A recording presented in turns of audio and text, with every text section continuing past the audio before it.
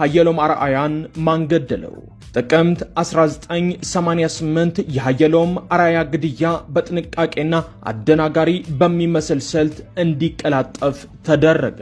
በቀድሞ ጠቅላይ ሚኒስትር አቶ መለስ ዜናዊና ኢሳያስ አፈወርቂ ትዕዛዝ ሰጭነት ከሻቢያና ከህወሓት ለሳምንታት ስልጣን የተሰጣቸው ቅጥረኛ የመንግስት ነፍሰ ገዳዮች አዲስ አበባ ተገናኝተዋል። የመገናኘታቸው ዓላማ ደግሞ ግልጽ ነበር። የአባቶቹን ርስት የቀይ ባህርን ግዛት ለማንም አሳልፍ ያልሰጥም ያለውን ጀነራል ሀየሎም አርአያን ለመግደል ነበር። በሻቢያ በኩል የግድያው ጠንሳሽና ጠማቂ የሆነው ዑመር ገረወይናይ የተባለ ግለሰብ ለግድያው ዓላማ ሲባል በንግድ ሥራ ስም የአዲስ አበባ ነዋሪ ሆኖ ሰነባብቷል። የሀየሎምን ግድያ ካስፈጸመ በኋላ እንኳን እስከ ኢትዮ ኤርትራ ጦርነት ድረስ በመሃል አዲስ አበባ ነዋሪ ነበር። ሁለተኛው ግለሰብ ወዲ ዑመር የዑመር ገረወይና ልጅና የሻቢያ ደህንነት አባል የነበረ ሲሆን ሀየሎም ላይ የተጠነሰሰውን የግድያ ፍንጭ እንዳይኖር ለማድረግና ደብዛውን ለማጥፋት ትዕዛዝ ይዞ የመጣ ነው። በሻቢያ በኩል ከተላኩ ገዳዮች መካከል ሶስተኛው ቅጥረ ገዳይ ጀሚል ያሲን የሚባል ሲሆን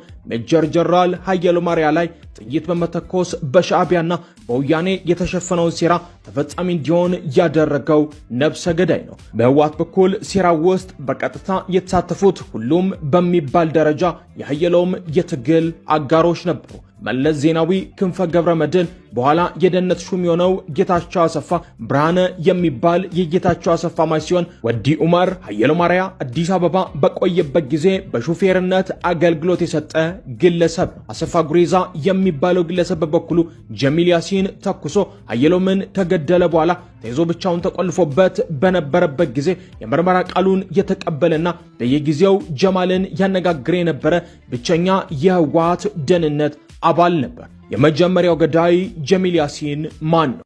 ይህ ኤርትራዊ ግለሰብ እንጀራ ፍለጋ ስደት ወጣው በሚል ሽፋን ሳውዲ አረቢያ ውስጥ ዘለግ ላሉ ዓመታት የኖረ ሲሆን እውነቱ ግን ውጭ የሚኖሩ ኤርትራውያንን በህቡ ለማጥመድ የተመደበ የሻዕቢያ ሰላይ ነበር። ህወሓት ስልጣን በተቆጣጠረ ማግስት የጀሚል መቀመጫ አዲስ አበባ እንዲሆን ተወስኖ በፍጥነት እንዲዛወር ተደርጓል። ይህ ደግሞ በደበ ነፍስ የተወሰነ ውሳኔ እንዳይመስላል። ለሀገር ወዳዱ ጀነራል ሀየሎም አርአያ የሞት ድግስ እየደገሱ ነበር። መለስ ዜናዊ የኤርትራ ጉዳይ የቅኝ ግዛት ጥያቄ ነው ብሎ በአደባባይ የሚሟገት ብቻ ሳይሆን ይህንኑ አቋም የሚያረጋግጥ መጽሐፍ የጻፈ የኤርትራ ወዳጅ እንደሆነ ሻቢያና አባላቱ ጠንቅቀው ያውቃል። ስለሆነም አዲስ አበባ በመለስ እጅ መውደቋ ኤርትራን ነፃ ለማውጣት የነበረውን ጥያቄ በማያሻማ መንገድ ከማረጋገጡም በላይ የሻቢያ ሰዎች